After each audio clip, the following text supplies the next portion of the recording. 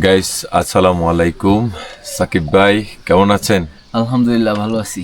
আমরা এখন আছি দার্জিলিং পাড়াতে আমরা লাল চা খাচ্ছি।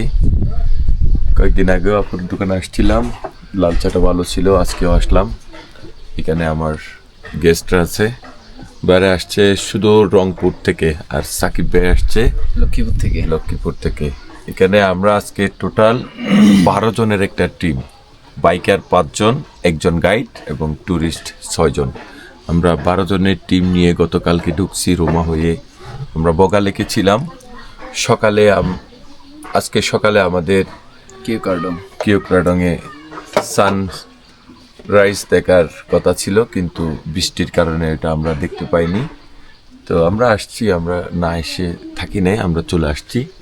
আইসা এখন আমরা কিউকার্ডংটা দেখে আমরা দার্জিলিং পাড়াতে অবস্থান করছি। দার্জিলিং পাড়াতে 4 কাপে চুমুক দেবো একটু পরেই। এইখানে আমাদের গাইড আছে আথা, আর বাইকাররা আছে। তো সব মিলিয়ে এই ট্রিপটা মোটামুটি সুন্দর। ভাই কেমন লাগতেছে একটু বলবেন? খুবই ভালো, আলহামদুলিল্লাহ।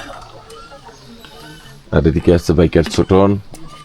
তো হ্যাঁ, অনেক সুন্দর একটা তারেক ভাই trip। কেমন লাগতেছে? আলহামদুলিল্লাহ, অনেক সুন্দর একটা জার্নি হইলো। আর সবার প্রতি সবাইকে আহ্বান আসার রইলো, অনুরোধ রইলো। সবাই বান্দরবন আসবেন, বান্দরবনের সৌন্দর্য উপভোগ করবেন। আর পরিবেশ রক্ষার জন্য এই সবাই আসেন। প্লাস্টিক বর্জন।